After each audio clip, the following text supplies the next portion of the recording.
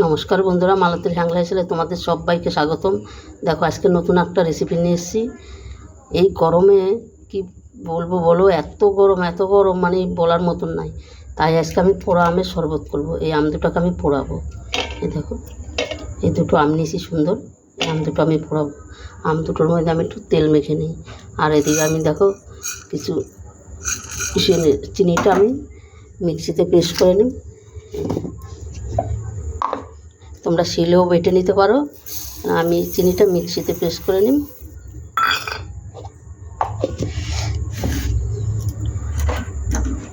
আর এদিকে কিছু গোলমরিচ নিয়েছি, এইটাকে আমি শিলে বাটবো। আমি আমটার মধ্যে একটু তেল লাগিয়ে নিচ্ছি। আমটা ভালো করে তেল লাগাই নিলে চোকলাটা সারাইতে খুব ভালো হয়। আর আমার তো বন্ধুরা কাঠের উনানও নেই, কাঠের উনানও করতে পারবো না। তোমরা পারো তো কাঠের উনানে পোড়াই নেবে, খুব দারুণ হয় কাঠের উনানে পোড়াইলে। আমি গ্যাসেই পোড়াই নেব।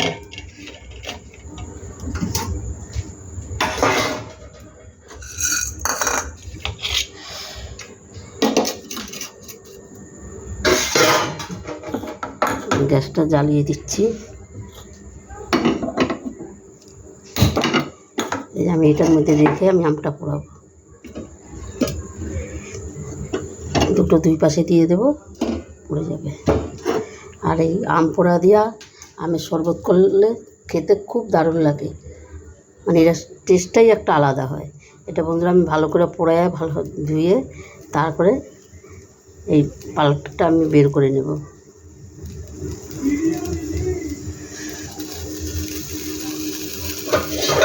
পোড়াইতে বেশি সময় লাগে না।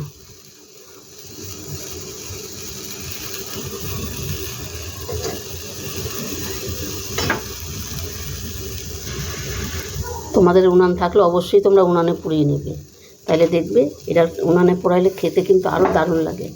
এই তো কালারটা অন্যরকম হয়ে গেল।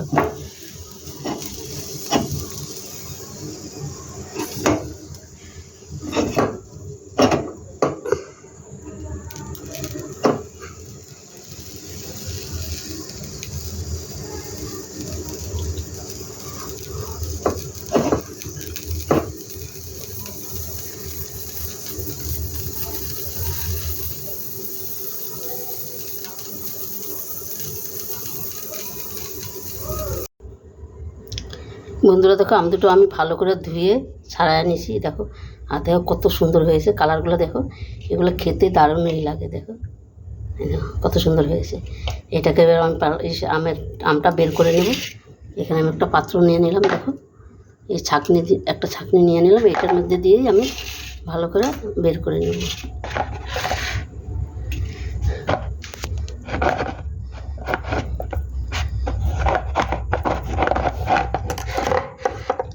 এভাবে আমার খুব অসুবিধা হচ্ছে বন্ধুরা। দেখো দুটো আমের থেকে আমি আমটা বের করে নিয়েছি। দেখো কত সুন্দর হয়েছে। এবার আমি জল দিয়ে দেব। এখানে দিয়ে দিচ্ছি। দেখো আমি পুরো ঠান্ডা জল দিয়ে দিচ্ছি।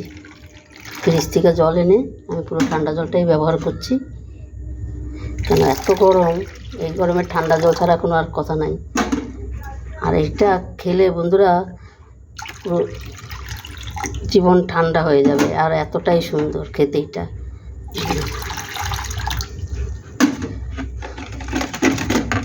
আর এখানে বন্ধুরা তোমরা যে যেরকম চিনি খাও সেইভাবে চিনি দিবে, কারণ আমের টক বুঝা চিনি দিবে।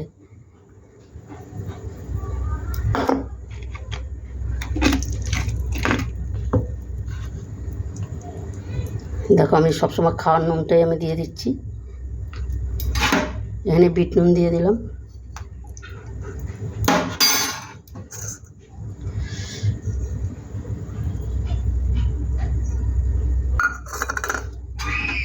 যে গোলমরিচটা গুঁড়া করে রেখেছি সেই গোলমরিচের গুঁড়াটা আমি দিয়ে দিচ্ছি।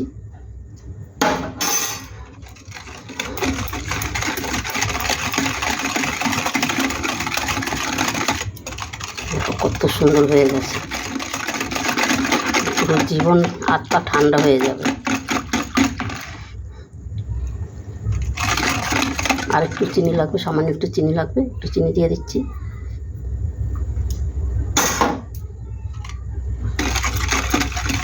আমি একটু কম চিনি খাই, আমি কি আমরা একটু কমই চিনি খাই, তোমাদের যেরকম চিনি খাবে বন্ধুরা তোমরা সেরকমই চিনিটা দিয়ে দেবে।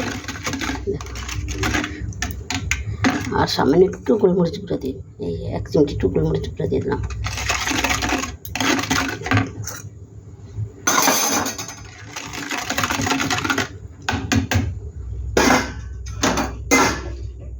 কত সুন্দর লাগছে, এটা খেলে এত সুন্দর লাগবে, মানে জীবনটা পুরো সার্থক হয়ে যাবে, এত সুন্দর। বন্ধুরা রেসিপিটা তোমাদের কেমন লাগলো তোমরা লাইক কমেন্ট শেয়ার করবে, বেশি বেশি করে শেয়ার করবে। আমি এখানে 4টে গ্লাস নিয়ে নিয়েছি।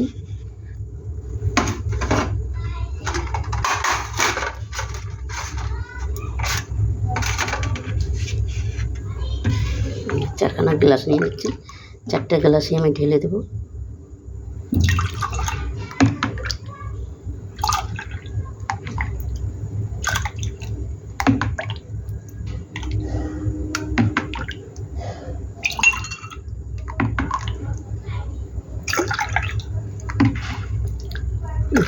এখনই মনে হয় খেয়ে নেই ঢকঢক করে, মানে এত সুন্দর লাগছে। বন্ধুরা পারো তো তোমরা এরকম আমটা পুড়িয়েই খাবে, পুড়িয়ে খেলে আমের স্বাদটাই পুরো আলাদা হয়। তোমাদের কাঠের উনুন না থাকলে কী হবে, তোমরা গ্যাসে পোড়াবে, কোনো অসুবিধা নেই। আর যাদের কাঠের উনুন আছে তারা কাঠে পোড়াবে, আমাদের কাঠের উনুন নাই তাই আমি গ্যাসে পোড়াই নিয়েছি।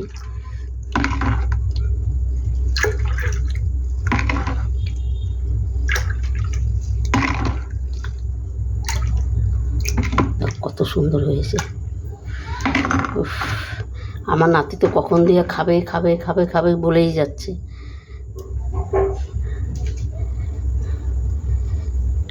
লেবু দিয়ে দিচ্ছি, দেখতে ভালো লাগবে।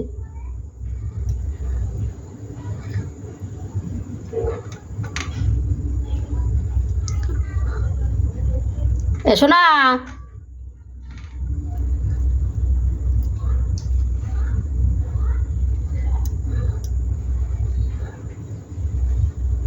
দেখো বন্ধুরা কত সুন্দর হয়েছে, ঠিক আছে।